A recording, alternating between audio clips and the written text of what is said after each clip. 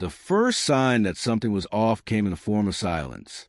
Not the usual background static you'd expect from a far-off colony world, but an unnatural, dead kind of silence. No distress signals. No urgent calls. One moment, Vega 9 was alive, mining, farming, building. The next, it was like someone had switched the whole place off. Captain Alara Knox had seen plenty during her run with the Interstellar Response Fleet. Pirate raids, terraforming gone wrong, a plague on Titan that melted eyes in their sockets. But this was something else.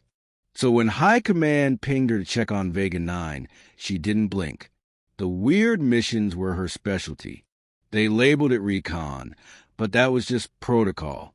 Everyone knew what it meant when Earth's last battalion got the call. They weren't the biggest unit, not the shiniest or most funded, but they were the ones sent in when nobody else would do, when fleets disappeared, when entire governments froze in fear. And if they failed, there was no one after them. That's why they were the last. Their ship slipped in unnoticed. No escorts or grand entrance. Just a Black Ops cruiser masked as a mining vessel, gliding through Vega IX's orbit like a wraith. Up above, the sky was littered with floating wreckage. Dead drones, shredded panels, scattered pieces of tech with no heat left in them.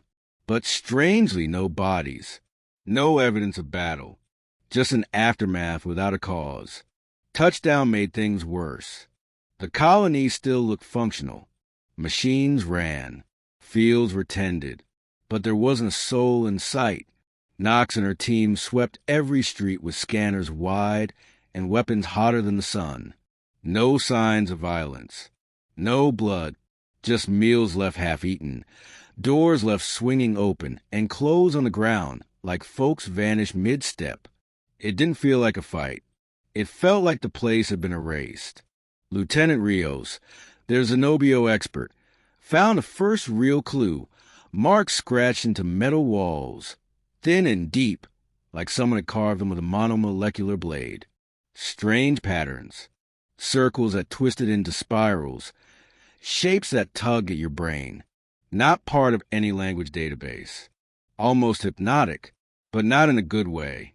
Whatever did this, Rios muttered, scanning with his wristpad, it sure as hell ain't human. Following the markings, they reached the edge of the colony where a deep canyon split the land.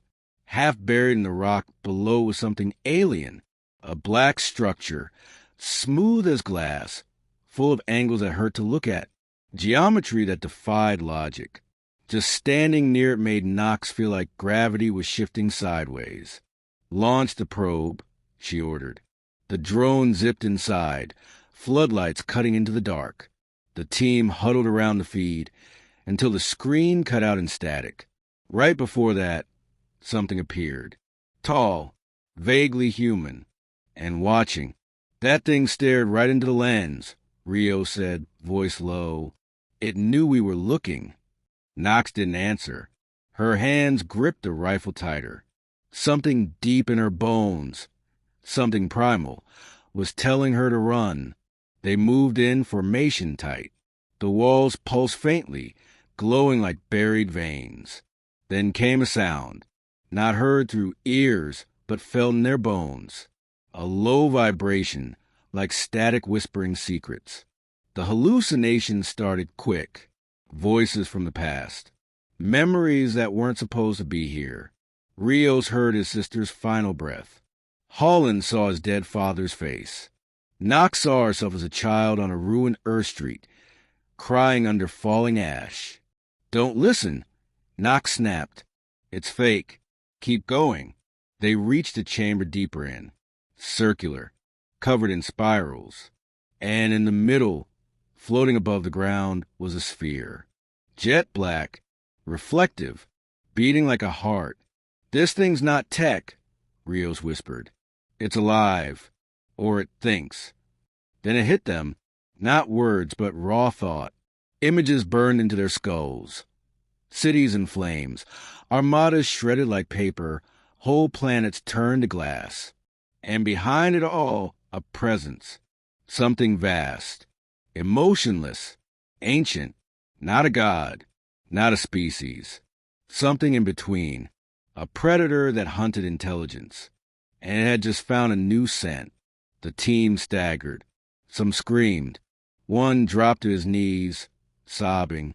Another pulled the trigger on his helmet to escape the onslaught. Knox stood trembling, eyes watering. Blow it. Now. Rios looked stunned. We don't even know what it is. Exactly, she said. That's why it dies. They armed the charges fast. As they ran, the sphere's glow sped up. The vibrations turned into meaning. You are not ready. Knox turned back, just once. What she saw made her blood freeze. The sphere was shifting. It was turning into a human form. The explosion ripped the canyon apart. The alien structure collapsed like a dying star, folding in on itself. Dust blanketed the sky. The survivors crawled into the evac shuttle. Back aboard, Knox stared out the viewport. Vega 9 looked quiet again, but she knew the truth. This wasn't the end. It was the start. Something ancient now knew Earth existed. The last battalion had lit the signal. And whatever that thing was, it was coming. They were barely a day into quarantine protocols when things started to spiral. The debrief was classified top tier, buried beneath layers of encryption only 3 admirals in the entire fleet could break. Even the mission log had been scrubbed. But that didn't stop the whispers. There was a tension around the survivors from Vega 9, a twitch behind the eyes, a pause too long in conversation, like something had followed them back. Knox wasn't sleeping. Not properly.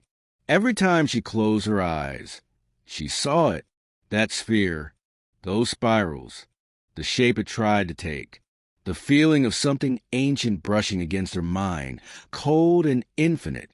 And worst of all, the message, you are not ready. It echoed in her skull like tinnitus, except this buzz came with visions of Earth burning. Lieutenant Rios had it worse. He was restrained in med bay, eyes wide and unblinking. His vitals were stable, but mentally, he was somewhere else. He muttered spirals under his breath, over and over again. Sometimes he'd say a name no one recognized. Sometimes he'd just scream. The doctors thought it was trauma. Knox knew better. It wasn't what they saw. It was what saw them. Command tried to bury it. Vega 9 was officially listed as an atmospheric collapse. A tragedy. No survivors except the recon team. But Knox could feel it. Something was shifting, like the air before a storm. She wasn't the only one, either. Every member of the last battalion who'd entered that structure began showing symptoms. Hallucinations, paranoia, nightmares. But not the usual PTSD kind. These dreams shared details, identical symbols, shared visions of alien, impossible landscapes, the same unblinking eyes looming beyond distant stars. The breaking point came 36 hours later. Knox woke in her bunk with blood on her hands. Not hers. Holland's. He'd cut spiral shapes into the walls of his quarters, into his own skin. And then he'd vanished, despite internal security being locked down tight. One moment he was there. The next gone. No trace. Not even heat residue. That's when Knox broke protocol. She initiated a direct link transmission to Admiral Vance, bypassing the chain of command. He wasn't happy. But when he saw the raw scan data and listened to Rios' ramblings, his expression changed. It wasn't fear. It was recognition. You weren't supposed to see that, he said. What do you mean supposed to? Knox snapped. There's a reason the last battalion exists, Vance muttered. It's not just a name. It's a failsafe. He pulled up a file so classified it didn't even have a title. Just a symbol. The same spiral etched on Vega 9. A file older than the war with the Sathi. Older than humanity's first FTL jump. According to Vance, humanity had encountered fragments of the same presence before, on ancient relics, on dead worlds, always in ruins, always in whispers, never direct contact, until now. They're called the No, he said, or that's the closest we have to a name. Think of them as entropy with intention. They don't conquer. They erase, not out of malice, just as a natural function. Intelligence is noise, and they are silence. Knox felt her throat tighten. So, what do? We test the one theory we've never dared try. Vance said, we fight back. He explained the plan, a black project hidden in the asteroid belt. Not a weapon, a beacon. Something old human code named Leviathan. An AI designed to mimic the null's frequency, to trick them into believing humanity had already been consumed. A camouflage of annihilation. It was unfinished, dangerous, and possibly suicidal. But it was the only card left. Knox gathered the remnants of her squad, those who could still speak clearly, still hold a weapon without trembling. Rios remained sedated, his vitals holding steady. 2 others had vanished, one into silence, the other lost in murmured gibberish that never stopped. Holland's disappearance haunted her, but there was no time to grieve. The Leviathan project was buried deep beneath layers of ice and rock, guarded by black site commandos who didn't even wear insignia. The moment the last battalion arrived, authorization was granted. No questions, no greetings, just access.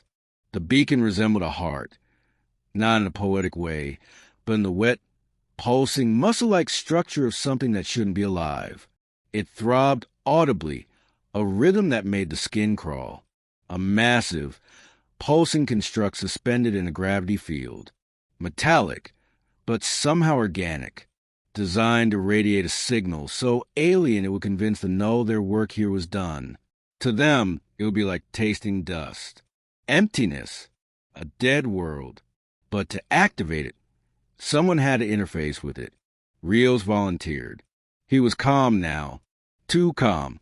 Like the noise in his head had been replaced by clarity. It's calling me, he said, eyes clear for the first time. I can do this. I think I was meant to. Knox hated it. Every part of her screamed to stop him. But deep down she knew Rios wasn't coming back. Maybe he never left the null's grip to begin with.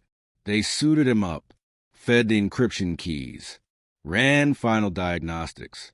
Then, in absolute silence, Rios stepped into the Leviathan core. For a moment, nothing happened. Then the beacon pulsed. And across the system, every null-related artifact, from the ruins on Vega 9 to old forgotten dig sites, reacted simultaneously, as if something ancient had paused. Listening, Knox watched the Leviathan thrum with power. It worked. The signal was spreading. And for the first time since Vega 9, she felt the pressure ease. But only for a moment. Rio screamed, and the heart began to beat faster. The scream didn't stop. Rios was inside the core, but the sound, raw and human, poured through the Leviathan chamber like a wave of broken glass. It wasn't pain or fear. It was like the echo of a forgotten language clawing its way through his soul. Alien, ancient, and utterly wrong. Like his voice had been hijacked by a signal not meant for human throats. And still, the beacon pulsed, each thrum heavier than the last, like the room itself had a heartbeat. Knox stood frozen, fingers twitching near the emergency override. But some part of her knew, if she touched that panel, it might do more harm than good. Or worse. The Leviathan might decide she was a threat. The AI's protocols weren't fully understood, even by the black site engineers who built it. They'd called it semi-conscious, adaptive, hungry. Suddenly, the lights dimmed, not flickered, dimmed, as if something massive had moved between the station and the stars outside. Static, crawled across the internal comms. One of the commandos near the entrance muttered, "What the hell is that?" before his voice was drowned out by a deep, warping hum. And then silence again. Rios collapsed. The moment he hit the platform, the Leviathan stopped pulsing. The core returned to its dormant state. Quiet, stable. But whatever signal it had emitted was still active. Across the system, reports came in within minutes. No artifact across 5 star systems had gone inert. Their strange energy signatures flatlined. It had worked. At least, that's what everyone wanted to believe. They evacuated Rios, unconscious but alive. No obvious injuries, no brain damage. But every neuroscan showed something they couldn't explain, like his mind had been overwritten and rewritten too many times to count. His memories were fragmented, some missing, some new. He spoke in short phrases, warnings mostly. "They're not gone," he whispered to Knox. "They're just looking deeper now." That's when the anomaly started. Deep space listening stations began detecting echoes, strange, rhythmic signals that mimicked the Leviathan's activation pattern. But they weren't coming from no ruins. They were coming from space itself. Empty regions. Black voids with no stars, no planets. Just silence. Followed by something new, measured deliberate echoes that pulse like sonar through the dark. Knox was summoned to a classified session with Fleet Command. The room was dark, cold, full of tension. Holograms of the galaxy flickered around her, red zones expanding, new null-like activity in places humanity had never even explored. This wasn't a retreat. It was a scan. The Leviathan's activation had triggered a response. Something had noticed. Something vast. Admiral Vance looked older now, hollow-eyed, voice low.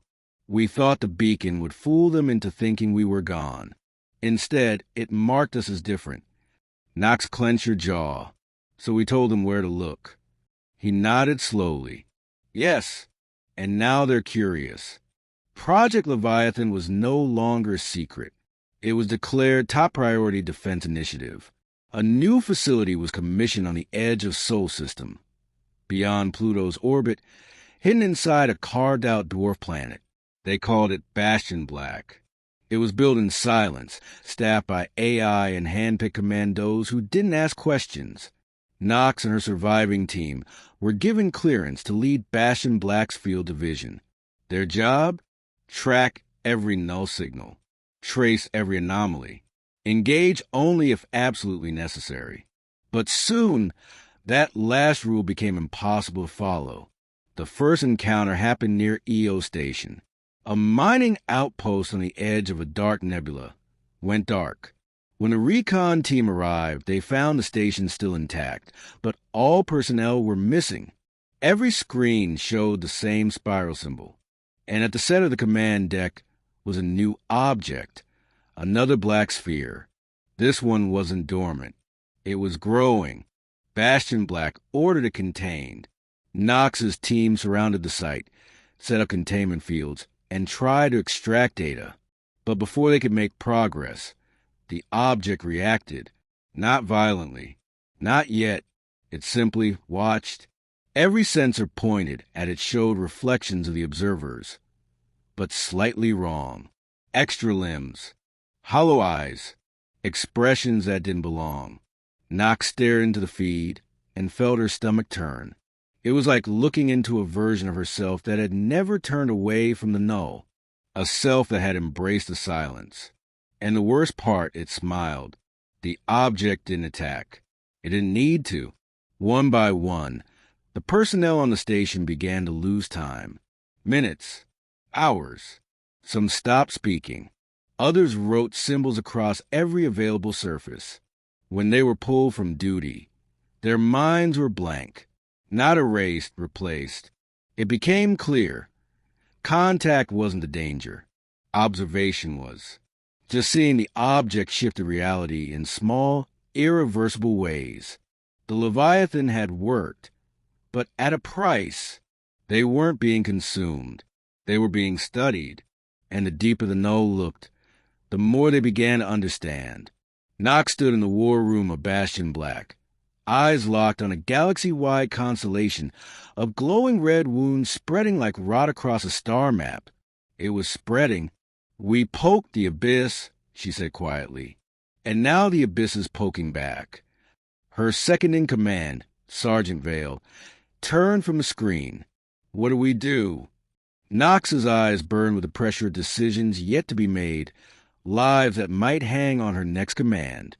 "We make them afraid of what they found." And somewhere beyond the edge of starlight, something immeasurable and watching stirred, and answered her challenge with a smile that echoed through the void. The end didn't come with fire. It came with a choice, whether to escalate or evolve, to confront the unknown with fear or with understanding. Bastion Black had become more than a research station. It was a final line, a quiet sentinel in the dark, monitoring what no one else dared acknowledge. Nox had seen the pattern grow, null incursions, new spheres, altered minds. Humanity had pushed back, yes, but the war wasn't one of weapons.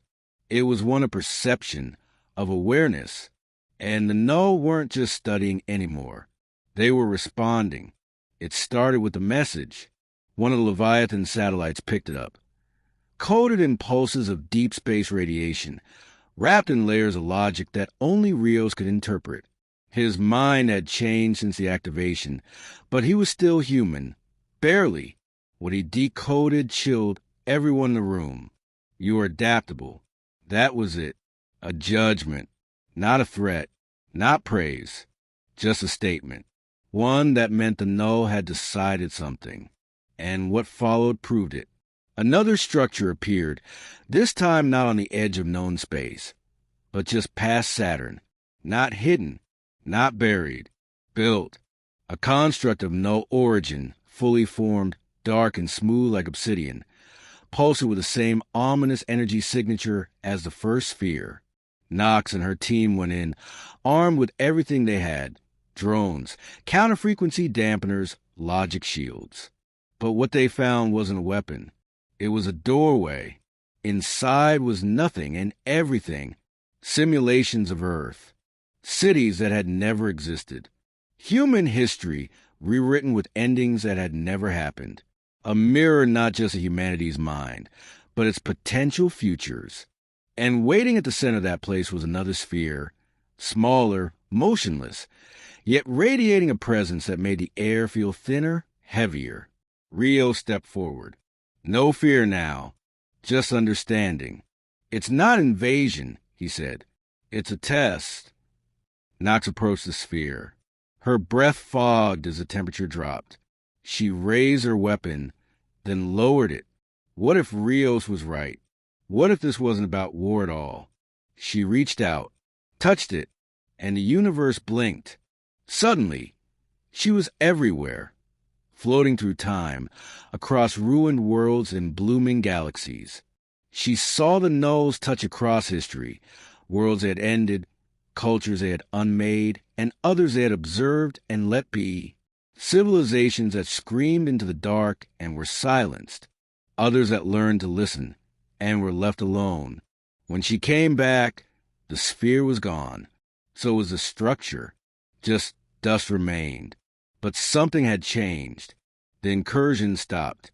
The red markers on the star maps faded, one by one.